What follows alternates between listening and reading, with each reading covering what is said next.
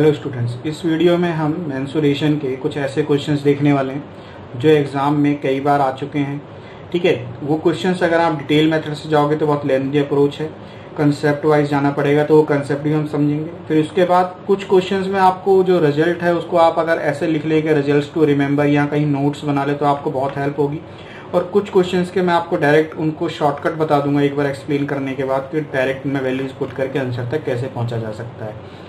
तो इस वीडियोस में मैंने 2D और 3D दोनों कंसेप्ट का यूज़ किया हुआ है और कुछ अच्छे क्वेश्चंस हैं जो आप देखोगे तो थोड़े डिफिकल्ट भी लगेंगे आपको देखने में, और एग्ज़ाम में खासकर जो SSC मेंस का पेपर होता है उसमें इस प्रकार के क्वेश्चंस पूछे जाते हैं।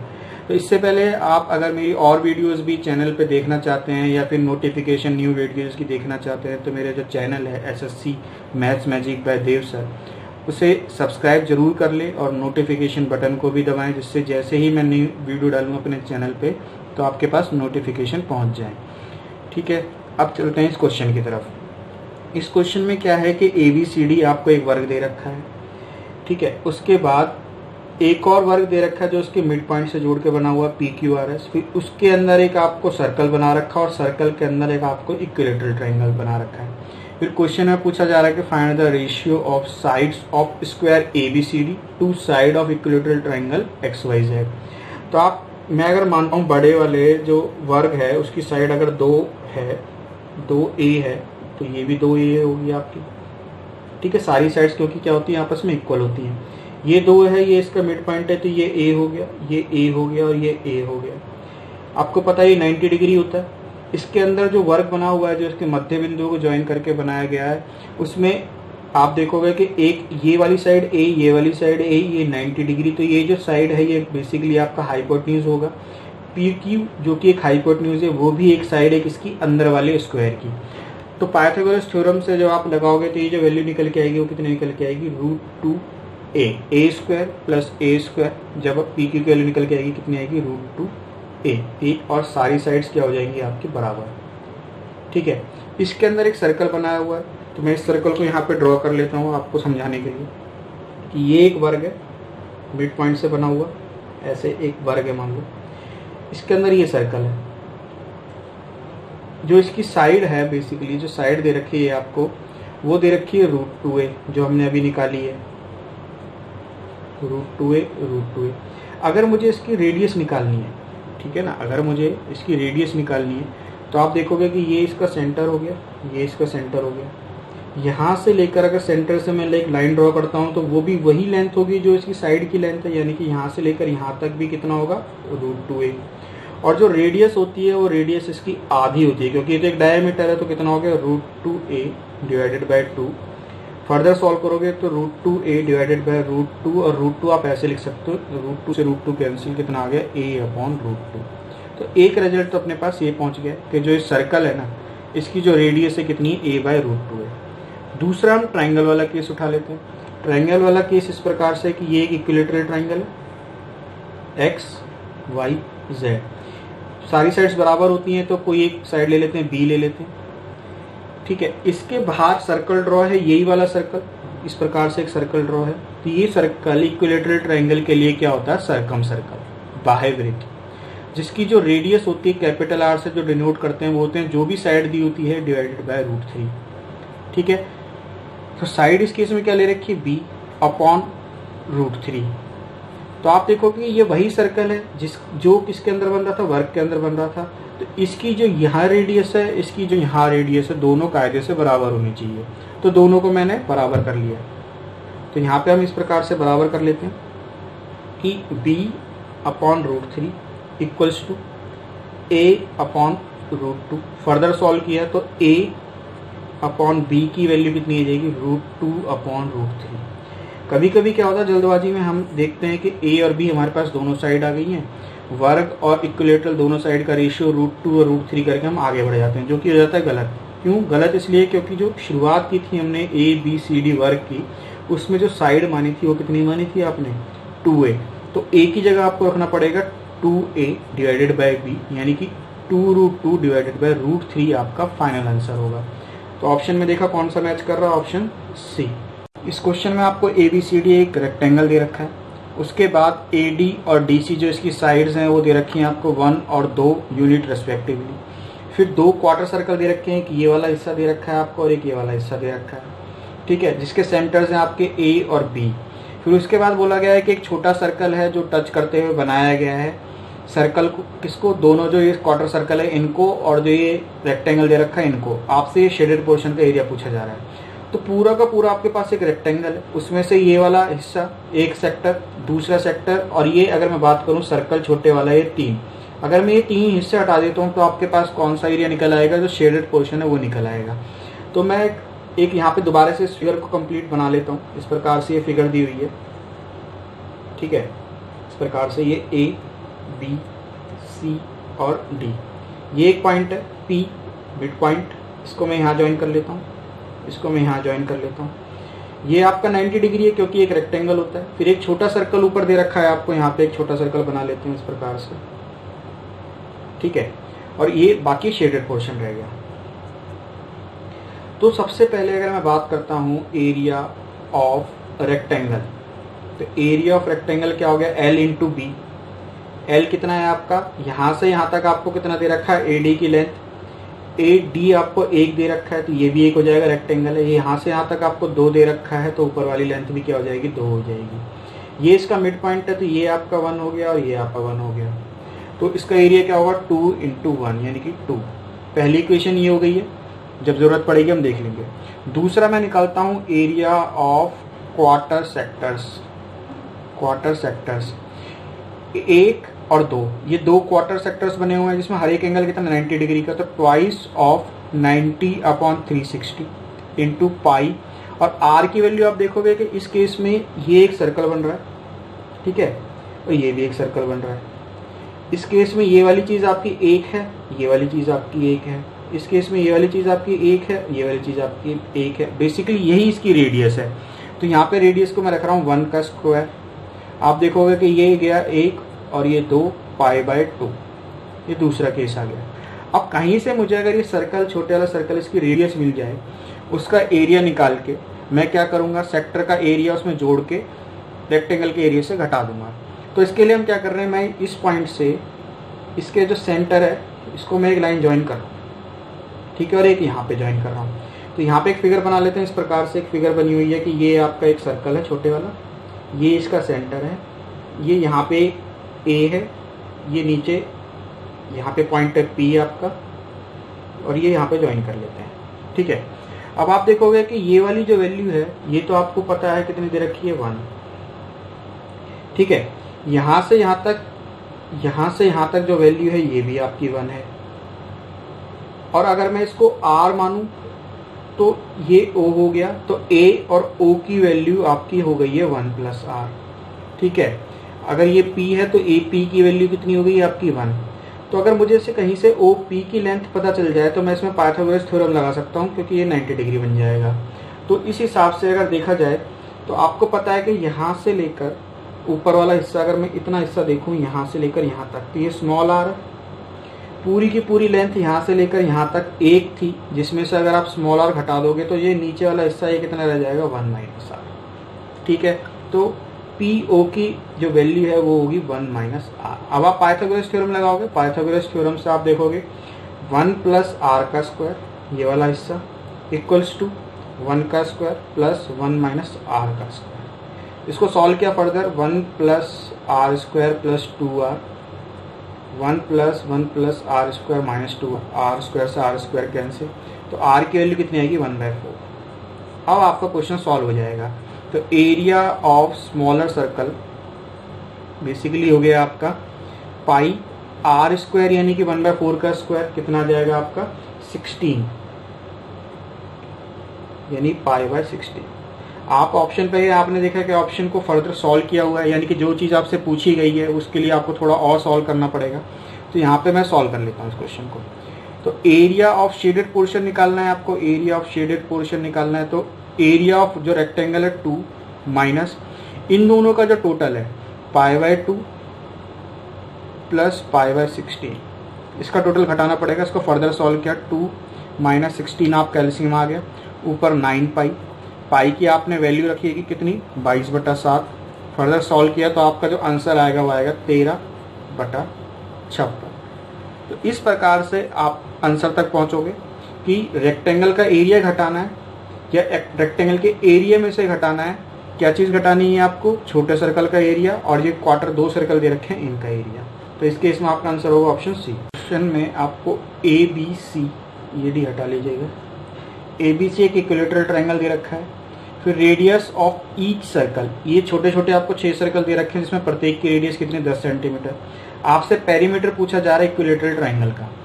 इस फिगर को अगर मैं देखूं क्लोजली तो ये इसका सेंटर, ये इसका सेंटर और ये इसका सेंटर, यहाँ से मैंने यहाँ ज्वाइन किया इसको और यहाँ से मैंने यहाँ ज्वाइन किया इसको।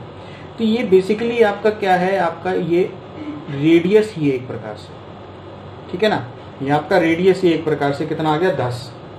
मैंने यहाँ से यहाँ ज्वाइन किया, फिर यहाँ से यहाँ ज्वाइन किया। तो आप देखोगे कि ये वाली चीज़ है यहाँ से लेकर यहाँ तक, ये इसकी रेडियस है नीचे वाले सर्कल की, यहाँ से लेकर यहाँ तक ये इसकी रेडियस है बड़े वाले सर्कल की। फिर जो बीच वाला हिस्सा रह गया, ये वाला हिस्सा जो मैं जिसको डॉट से रिप्रेजेंट कर रहा हूँ, ये बेसिकली डायमीटर है जो बीच वाला सर्कल है इसका। रेडियस कितनी दे रखी है आपको 10 सेंटीमीटर, यानी कि ये आपका 10 हो गया, ये आपका 10 हो गया, ये इसका डायमीटर तो ये कितना हो गया 20। तो ओवरऑल लेंथ कितनी हो गई आपकी 40। एक हिस्सा तो हम निकाल चुके हैं। तो कहीं से मुझे ये वाला जो पॉइंट है, मान लो इसका नाम कुछ भी P रख लेते हैं और ये वाला पॉइंट है मान लो Q रख लेते हैं। तो P से लेकर B तक मुझे लेंथ मिल जाए और Q से लेकर A तक मुझे लेंथ मिल जाए तो मुझे कम्प्लीटली AB की लेंथ मिल जाएगी और उसका 3 गुना करेंगे तो हमें पेरीमीटर तक पहुंच सकते हैं।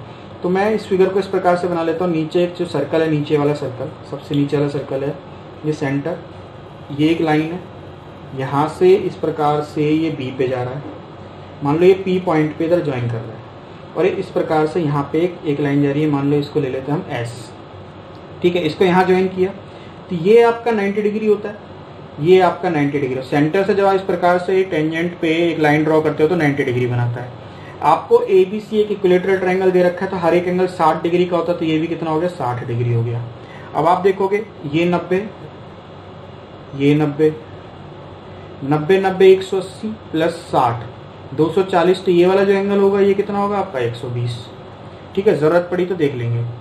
90 90 180 प्लस 60 240, 360 में से घटाया तो कितना आंसर आ गया 120। अब मैं क्या कर रहा हूँ, मैं इसको यहाँ ये मान लो अगर इसको O ले लेते हैं, इसको यहाँ पे मैं ज्वाइन कर रहा हूँ। तो बाई सिमेट्री आपको पता है ये चीज़ इसके बराबर है, ये चीज़ इसके बराबर है, तो ये वाला एंगल और ये वाला एंगल आपका बराबर हो जाएगा कितना 30 डिग्री और ये भी कितना आ जाएगा 30 डिग्री। अब मैं बात करता हूँ tan 30 की। कौन सा ट्राइंगल ले लेते हैं, इन ट्राइंगल BOP। tan 30 क्या होता है, परपेंडिकुलर अपॉन बेस। 90 के सामने हमेशा हाइपोटेन्यूज रहता है, ठीक है। इस केस में परपेंडिकुलर हो गया आपका OP और बेस क्या हो गया आपका BP। tan 30 की वैल्यू होती है 1/√3। Perpendicular basically radius of circle है जो कि कितनी है 10/BP। तो आप देखोगे कि जो BP की वैल्यू है वो 10√3 है। बस इसके बाद हमारा क्वेश्चन बड़े प्यार से सॉल्व हो जाएगा। आपको पता है कि यहाँ से लेकर यहाँ तक ये वाला हिस्सा और ये वाला हिस्सा, जब सर्कल होता है उसके टेंजेंट्स बराबर होती है। इसी प्रकार से ऊपर भी सेम सर्कल है, ये वाला हिस्सा और ये वाला हिस्सा, ये भी टेंजेंट के बराबर हो गई। तो आप देखोगे कि BP बराबर है किसके, A, अगर इसको मैं Q नाम दे देता हूँ, AQ के, तो उसकी लेंथ भी कितनी हो जाएगी 10√3। अब अगर आपको लेंथ निकालनी है AB की, तो AB बेसिकली हो गया आपका BP plus PQ plus AQ। BP की वैल्यू कितनी 10√3, PQ की वैल्यू हम सबसे पहले निकाली थी 40 और AQ की वैल्यू कितनी 10√3। तो आप देखोगे कितना आएगा 40 प्लस 20√3, 10 और 10 20, 20 कॉमन आ गया तो यहाँ बचा 20 प्लस √3। अगर आपसे साइड पूछी होती तो आपका ये आंसर होता। हमें ऑप्शन भी एक इस प्रकार से मिलता जुलता कुछ दिया जाता है, हम कंफ्यूज हो जाते हैं, ठीक है। ये 2 आएगा, 20 से 10 में देखोगे इधर 2 आएगा। हमारी कंफ्यूजन क्या रहती है कि हम देखते हैं 20 2 प्लस √3, हम टिक मार के आगे बढ़ जाते हैं, क्वेश्चन के स्टेटमेंट को पूरा नहीं पढ़ते। आपको क्वेश्चन की स्टेटमेंट जरूर देखनी है कि इसमें आपसे पेरीमीटर पूछा गया है, जो कि जो साइड होती है 3 टाइम्स ऑफ इक्विलेटरल ट्राइंगल, जिसकी साइड निकली है 22 प्लस √3। तो फर्दर सॉल्व करोगे कितना आ जाएगा 62 प्लस √3। थी। तो ये आपका फाइनल आंसर होगा, यानी कि ऑप्शन सी। क्वेश्चन बोला गया है कि एक धागे को सिलेंडर की तरफ लपेटा गया, ठीक है, उसके जो जिसका बेस डायमीटर और हाइट दी हुई है आपको 5 से 1/11 और 48 सेंटीमीटर रेस्पेक्टिवली। फिर कह रहा है कि स्ट्रिंग को इस तरीके से लपेटा गया है कि 4 इसमें चक्कर लगाए हैं और शुरुआत के कोने से लेकर अंत के कोने तक इसको लपेटा गया है, ठीक है। तो अगर मैं बात करता हूँ इस प्रकार से, एक मान लो ये आपका सिलेंडर है, इस प्रकार से एक शेप है सिलेंड्रिकल टैंक की, जिसका बेस आपको पता क्या होता है, एक सर्कल होता है, ठीक है। और सर्कल का अगर मैं बात करता हूँ सरकमफेरेंस, जो कि कितना होता है 2πr। फिर क्वेश्चन में बोला गया है कि ये एक पॉइंट है और ये एक नीचेला पॉइंट है, इस पॉइंट से यहाँ तक इस प्रकार से, फिर पीछे से घूमता हुआ फिर एक चक्कर इस प्रकार से, फिर पीछे से घूमता हुआ फिर चक्कर एक प्रकार से, और ये यहाँ पे आके एक पॉइंट पे खत्म हो रहा है। यानी कि अगर टॉप के सिरे से शुरुआत हो रही है तो बॉटम के सिरे पे ही खत्म हो रहा है। मान लो एक पॉइंट ये हो गया और एक पॉइंट ये हो गया, इस प्रकार से ये बात कर रहा है। और बराबर बराबर हिस्सों में इस प्रकार से लपेटा गया, 4 इक्वली डिस्टेंस पार्ट में लपेटा गया है। फिर क्वेश्चन में पूछा जा रहा है कि जो धागा लपेटा गया है या स्ट्रिंग जो लपेटी गई है इसकी लेंथ क्या होगी। तो आपको इस प्रकार से इसको समझना है कि अगर मैं इसको बीच में से काट देता हूँ, एक हिस्सा काट देता हूँ, तो ये जो सिलेंडर है आपका इस प्रकार से खुल जाएगा और किसकी शेप ले लेगा, एक प्रकार से रेक्टेंगुलर वाली शेप ले लेगा इस प्रकार से। तो ये एक पॉइंट है, तो इस पॉइंट को मैंने मान लो यहाँ ज्वाइन कर दिया, फिर धागा यहाँ से यहाँ ज्वाइन कर दिया, फिर धागा यहाँ से यहाँ ज्वाइन कर दिया, लास्ट वाला सिरा आपका यहाँ से यहाँ ज्वाइन हो गया, एक ये सिरा हो गया और एक आपका ये सिरा हो गया। तो सामने से अगर मैं इसको काट देता हूँ सिलेंडर को, इस प्रकार से देखने को आपको मिलेगा। तो ये जो चीज़ है ना, बेसिकली ये इसका घुमाव है, वक्र है, जो कि बेसिकली एक सर्कल होता है और सर्कल का सरकमफेरेंस कितना होता है 2πr। और क्वेश्चन में अगर वैल्यू निकाली जाए इसकी लेंथ कितनी होगी तो 2 × 22/7। आर की वैल्यू कितनी दे रखी है, आप इसको गुणा करोगे 55 और 56/11, ये इसका डायामीटर है। तो रेडियस निकालने के लिए इसका आधा करना पड़ेगा आपको। तो 2 से 2 कैंसिल हो गया, 7 चौक 7, 8 पे गया 56 और 11 से गया 2, कितना आ जाएगा 16।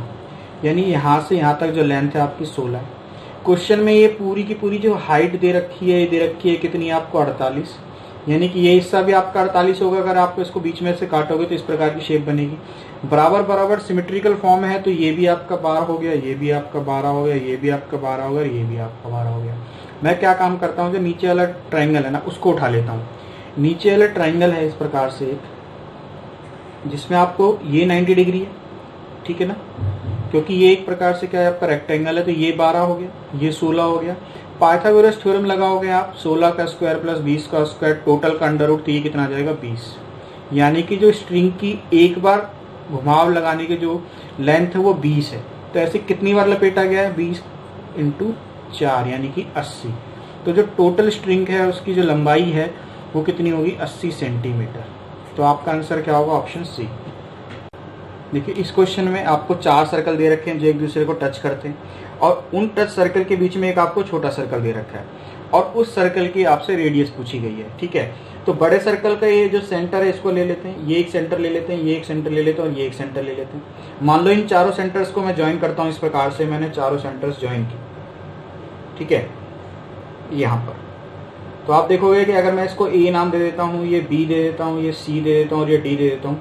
क्वेश्चन में बोला गया है कि जो बड़ा सर्कल है उसकी रेडियस कितनी है आर, तो ये भी आपका आर हो गया, ये भी आपका आर, ये भी आपका आर, आर आर आर और आर। तो आप देखोगे कि अंदर ए बी सी डी एक प्रकार से क्या बन गया आपका स्क्वायर बन गया, और स्क्वायर की जो साइड है वो कितनी है ये आपकी r + r 2r, ठीक है। यहाँ तक तो कोई प्रॉब्लम नहीं है। क्वेश्चन में अगर आपको इस प्रकार से जैसे छोटा सर्कल पूछा गया तो आपको इस तरीके से लाइन ड्रॉ करनी होती है कि जो लाइन है आपके छोटे सर्कल से पार होती हुई जाए। तो अगर मैं ए से सी को ज्वाइन करता हूँ, इस प्रकार से मैं इनको ज्वाइन कर देता हूँ, मान लो यहाँ से लेकर यहाँ तक मैं ज्वाइन करता हूँ, तो ये सी से पार, ये छोटा वाला सर्कल इससे पार हो रही है, और ए से लेकर सी तक देखा जाए तो जो स्क्वायर दे रखा है ना उसका डायगोनल है। तो डायगोनल ऑफ एनी स्क्वायर, कोई सा भी स्क्वायर हो उसके डायगोनल की लेंथ क्या होती है √2 × साइड। तो √2 एज इट इज, और साइड कितनी है इस केस में 2r, ठीक है। यानी कि अगर मैं AC की लेंथ देखना चाहूँ तो वो क्या होगी 2√2r। तो हमारे पास एक केस ये आ गया। अब मुझे सर्कल है इसकी रेडियस चाहिए, तो इस प्रकार से आप देखोगे कि A से लेकर ये पॉइंट है, मान लो कोई भी एक पॉइंट है P, इसको P मान लेते हैं। और ये C है, इसको मान लेते हैं हम Q। तो A से लेकर P तक ये भी बड़े सर्कल की एक रेडियस है जो कि कितनी होगी, कैपिटल R। और Q से लेकर C तक ये भी बड़े सर्कल की रेडियस है, ये भी कितनी होगी, कैपिटल R। तो AC में से अगर मैं R प्लस R यानी कि अगर मुझे लेंथ निकालनी है PQ की, P से लेकर Q की लेंथ निकालनी है, जो कि है क्या, डायामीटर ऑफ स्मॉलर सर्कल, क्योंकि ये सेंटर से पास हो रही है, ठीक है। और ये बड़ी से बड़ी जो कॉर्ड होती है वो डायामीटर कहलाती है। तो diameter of smaller circle basically क्या हो गया, जो AC है आपका, AC कितना निकला है आपका 2√2R, उसमें से 1R और 2R माइनस कर दोगे तो आपका क्या कॉमन आ गया, 2R कॉमन आ गया।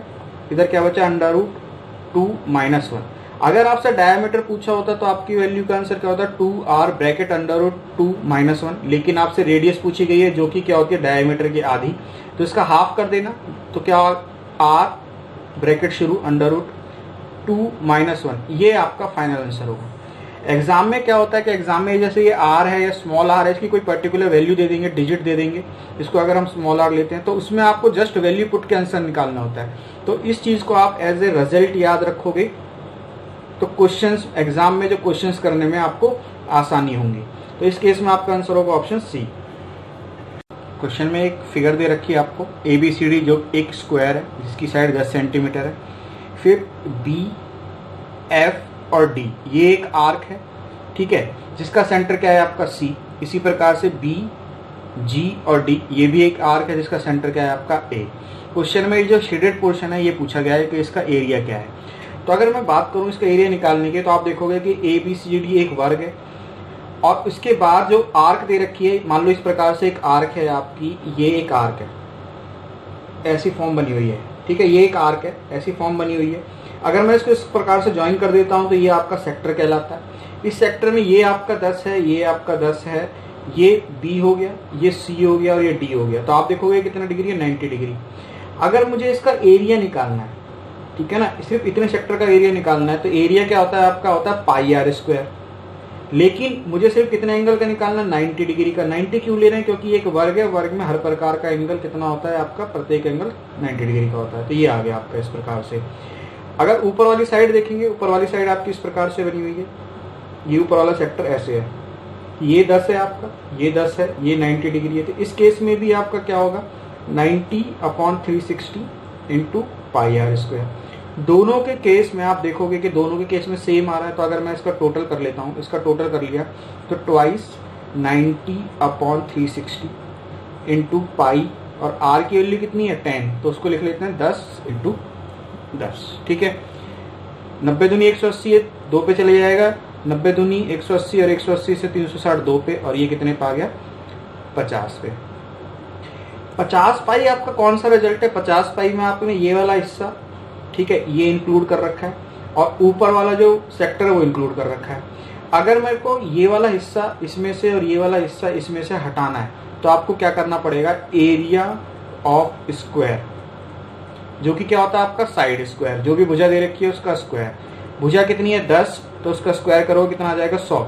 तो अगर मुझे इसमें से सिर्फ ये वाला हिस्सा चाहिए जो कि शेडेड पोर्शन है, जो आपसे क्वेश्चन में पूछा गया है, तो अगर वो चाहिए मुझे एरिया ऑफ शेडेड पोर्शन, ठीक है, छायांकित भाग चाहिए, तो क्या होगा, जो 50 पाई है उसमें से आपको 100 घटाना पड़ेगा, तब जाके आपका ये एरिया निकल के आएगा।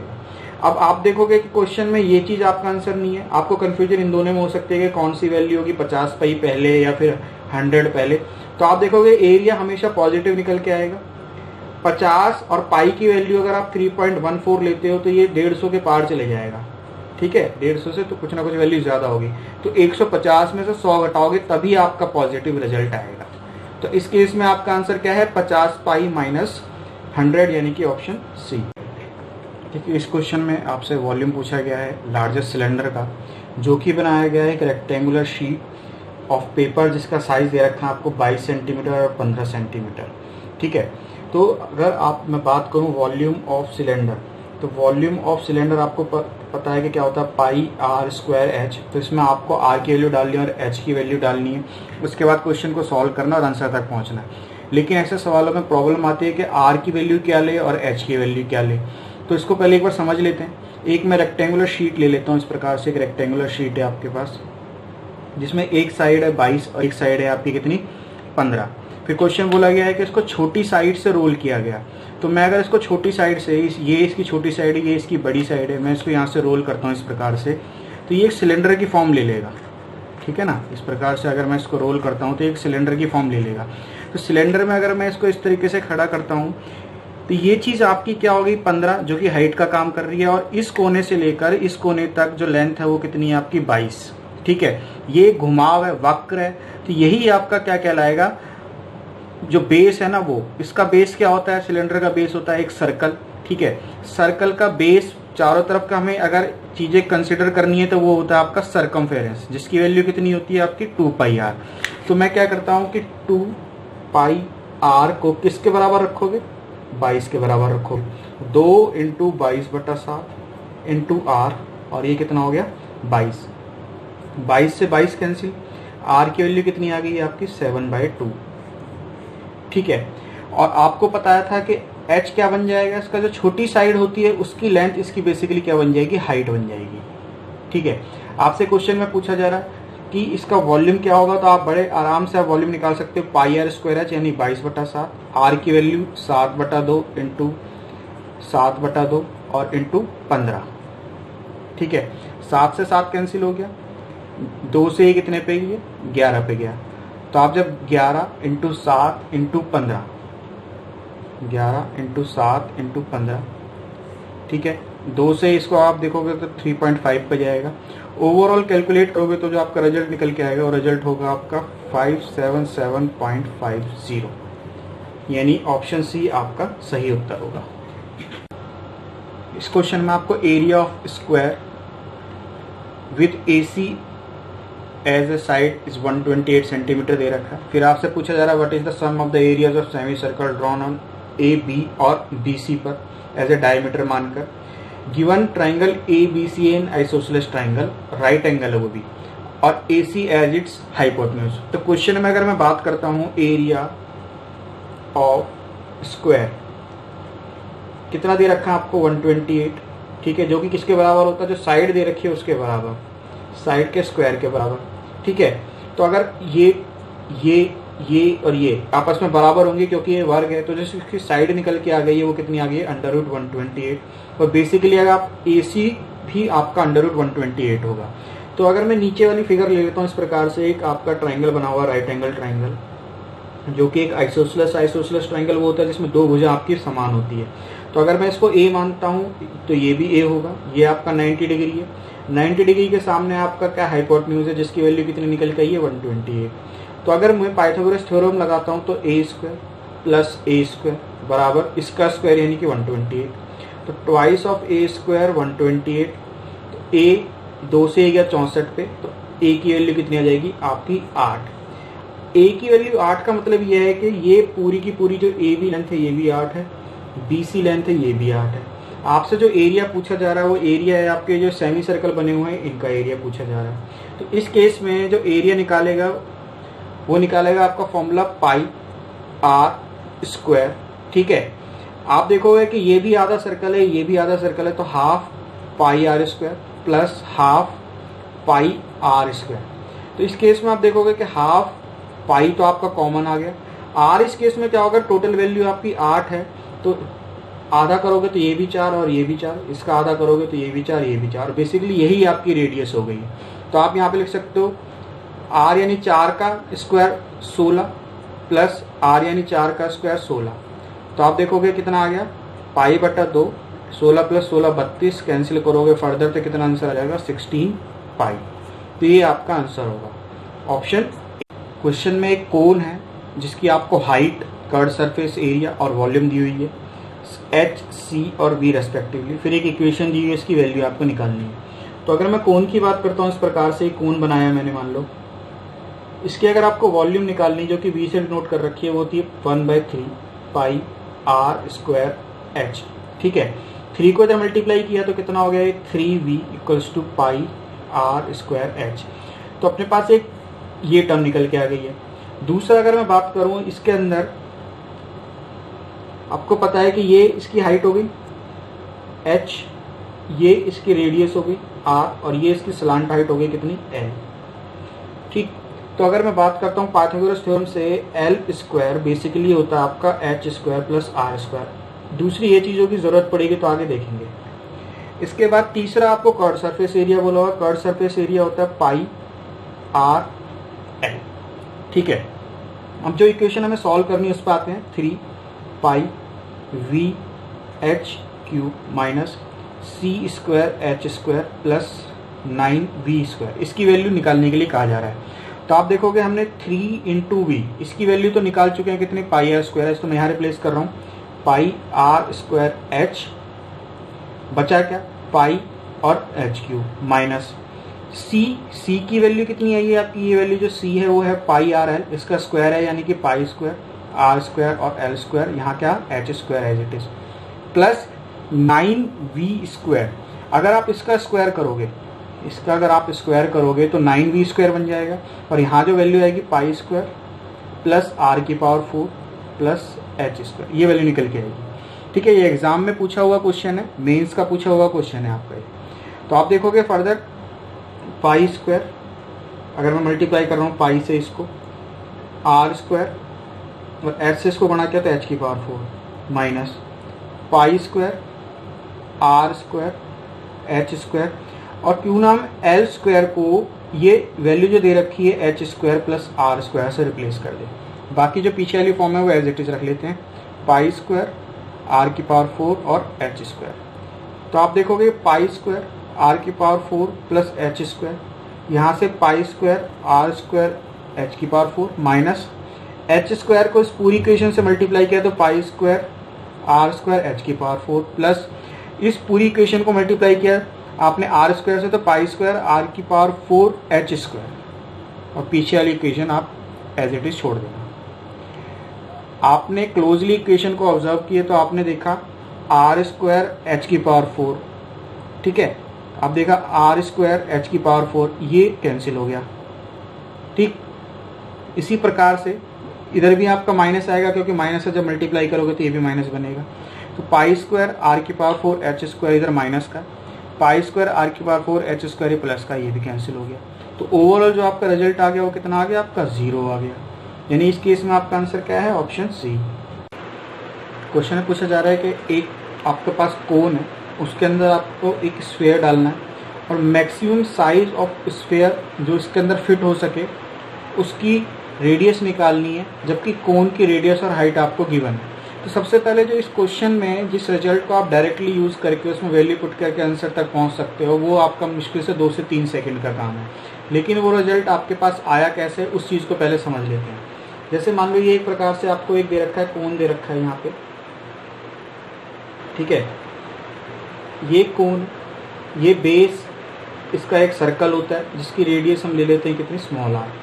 इसी प्रकार से अगर मैं इसकी हाइट ले लेता हूँ h पूरी की पूरी, और ये जो तिरछी हाइट होती है इसको बोलते हैं तिर्यक ऊंचाई, इसको हम l से रिप्रेजेंट करते हैं या इंग्लिश में बोलते हैं इसको स्लांट हाइट। ये इसका सेंटर हो गया, ठीक है। अगर मैं इसको यहाँ पे इस प्रकार से ज्वाइन करता हूँ तो ये इसका बेस रिप्रेजेंट कर रहा है एक तरीके से। इसके अंदर आपने एक स्फीयर डाला, ये एक स्फीयर है जो कि मैक्सिमम साइज स्फीयर जो तीनों इसको और जो बेस है इसको टच करता हुआ होना चाहिए। तो ये आपका सेंटर हो गया। मान लो इसको मैं ये इधर से ज्वाइन करता हूँ तो ये आप कैपिटल आर मान लेते हैं। किसकी रेडियस है, कैपिटल आर, जो स्फीयर है इसकी रेडियस है। फिर यहाँ से लेकर ये ए बी और सी ले लेते हैं, यहाँ से लेकर यहाँ मैं ज्वाइन कर रहा हूँ तलहटी तक, नीचे बेस तक मैंने इसको ज्वाइन कर लिया। इसका नाम एम दे दिया, ठीक है, आप कुछ भी नाम दे सकते हो, इसका नाम आपने डी दे दिया, ठीक। अब यहाँ से लेकर यहाँ तक आपकी टोटल जो ऊंचाई है वो h है। अब अगर मैं इसको o लेता हूँ तो ये जो नीचे वाली है ये r है, तो ऊपर वाली वैल्यू a से लेकर o तक कितनी होगी, h माइनस r। पहली चीज़ तो ये निकल के आ गई। दूसरा क्या है, ये आपका 90 डिग्री है, ठीक है। ये सर्कल की प्रॉपर्टी होती है, अगर इससे इस प्रकार से टेंजेंट जा रहा है और सेंटर को टच कर रहा है तो ये 90 डिग्री का कोण बनाता है। अब दूसरी चीज़ पे आते हैं। दूसरी चीज़ क्या है, ये एक सर्कल है, मान लो आपके पास ये एक टेंजेंट है, ये एक टेंजेंट है, तो ये थ्योरम होती है या बाय प्रॉपर्टी ये चीज़ इसके बराबर होती है। तो मतलब ये सी एम ये आर, तो सी डी ये भी आर। अब ए से लेकर सी तक इस प्रकार से लाइन है, ए से लेकर सी तक, जिसकी ओवरऑल लंबाई कितनी है एल, क्योंकि ये तिरछी वाली हाइट ले है। इसमें आपको पता है कि लेकर सी अगर एक पॉइंट है, मान लो ये डी पॉइंट है, ये आपका आर है, तो बाकी वाली जो लेंथ हो गई है वो कितनी होगी, एल माइनस आर। मैं किसकी बात कर रहा हूँ, मैं ये ए से लेकर सी तक वाली जो लेंथ है इसकी समझाने की बात कर रहा हूँ।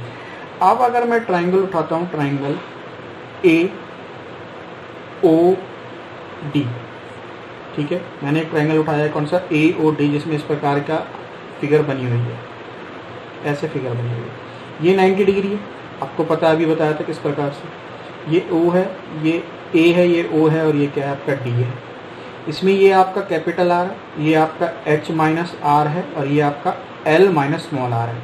तो आप पाइथागोरस थ्योरम लगाओ, पाइथागोरस थ्योरम लगाई आपने, तो आप देखोगे कि 90 के सामने कौन सी वाली साइड होती है, आपकी हाइपोटेन्यूज होती है। तो एच माइनस कैपिटल आर का whole square equals to capital R का whole square plus L minus small R का होल स्क्वायर। इसको आपको सॉल्व करना है, तो H square plus capital R minus twice capital R small H equals to R square plus L square plus R square minus का twice L R. R square से आपने are square cancel कर लिया, ठीक है। इसके बाद आप देखोगे कि रिजल्ट में आपके पास एच स्क्वायर रह गया, और यहाँ पे क्या रह गया, माइनस का 2RH, यहाँ पे क्या रह गया, L square plus R square minus का 2LR, ठीक है, ये चीज़ है।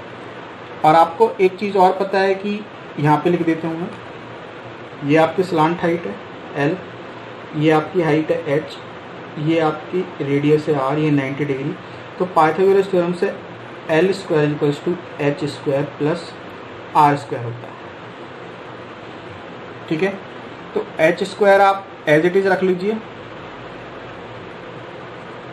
Minus twice R H equals to L square की जगह आप रख सकते हो H square plus R square, यहाँ पे R square minus twice L R as it is, ये कैंसिल।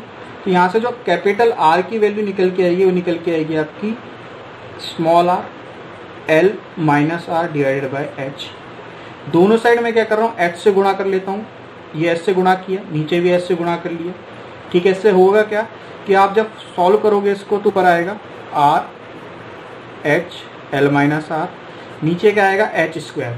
तो एच स्क्वायर यहाँ से निकालना चाहे तो क्या होता है, L square minus R square, ये एच स्क्वायर होता है। तो मैं एच स्क्वायर को इसको रिप्लेस कर रहा हूँ L square minus R square से।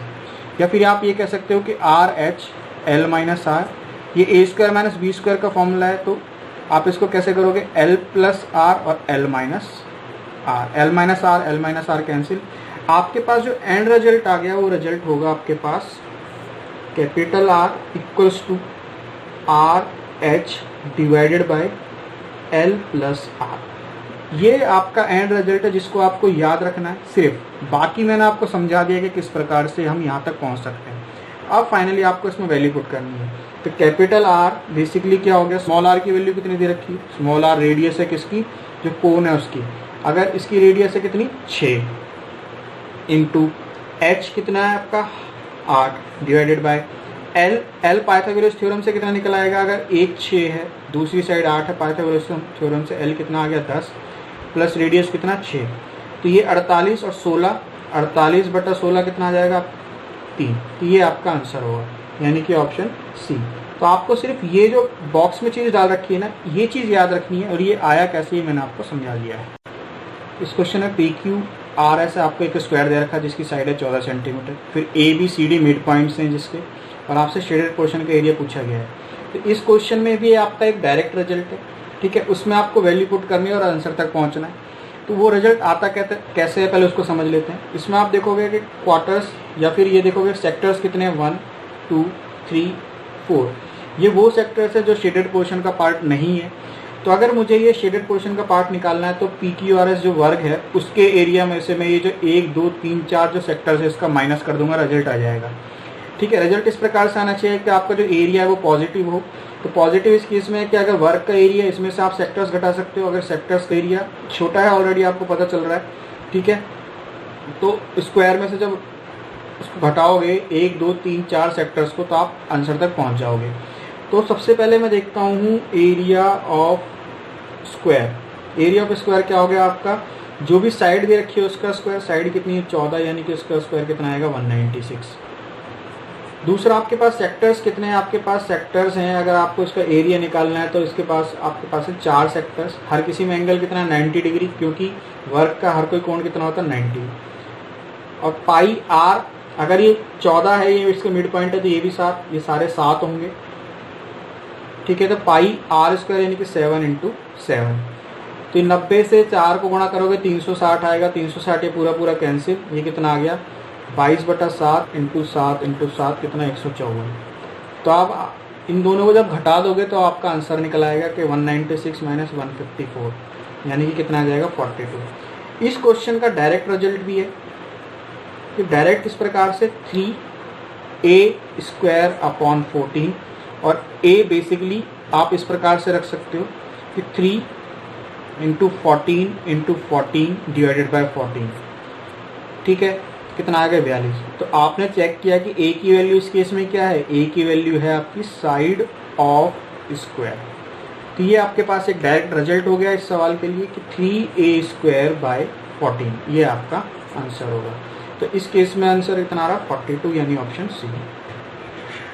क्वेश्चन में 3 सर्कल्स दे रखे हैं आपको, प्रत्येक की जो त्रिज्या है वो 1 सेंटीमीटर है। आपसे जो शेडेड पोर्शन है इसका एरिया पूछा गया है, ठीक है। अगर मैं बात करता हूँ ये ए बी और ये सी हो गया, तो ये 1, ये भी 1, ये 1, ये 1, ये सारा 1 है क्योंकि रेडियस है। तो आप देखोगे कि ये जो ए बी सी ट्रायंगल है ये आपका इक्विलैटरल ट्रायंगल बन गया है। इक्विलैटरल ट्रायंगल बन गया है जिसकी जो साइड है वो कितनी आ गई है आपकी 2। आपको शेडेड पोर्शन का एरिया निकालना है, तो क्यों ना मैं एरिया ऑफ इक्विलैटरल ट्रायंगल है उसमें से 1, 2 और 3, ये जो 3 सेक्टर्स दे रखे हैं जिसमें प्रत्येक का कोण कितना होता है 60 डिग्री, क्योंकि इक्विलैटरल ट्रायंगल में जो कोण होता है वो कितने डिग्री का होता है 60 डिग्री का। तो ये जो 1, 2, 3 सेक्टर्स का एरिया अगर मैं घटा दूं तो मुझे ये शेडेड पोर्शन मिल जाएगा। तो मैं क्या कर रहा हूँ, area of shaded portion basically हो गया आपका area of equilateral triangle minus कितने सेक्टर्स हैं आपके 1, 2, 3 सेक्टर्स हैं, हर किसी में एंगल कितने डिग्री का 60/360 × पाई आर स्क्वायर, ठीक है। आर की वैल्यू कितनी है यहाँ पे इस केस में आर की वैल्यू कितनी दे रखी है आपको 1 का स्क्वायर करोगे तो कितना आ जाएगा 1। तो एरिया ऑफ इक्विलैटरल ट्रायंगल क्या होता है √3/4। साइड का स्क्वायर, साइड कितना है 1 + 1 कितना 2, 2 का स्क्वायर करोगे कितना आ जाएगा आपका 4, माइनस ये आप देखोगे कि 60 × 3 180 / 2 कितना आ जाएगा π/2। 4 से 4 कैंसिल, कितना आ गया √3 - π/2। तो ये आपका फाइनल आंसर होगा।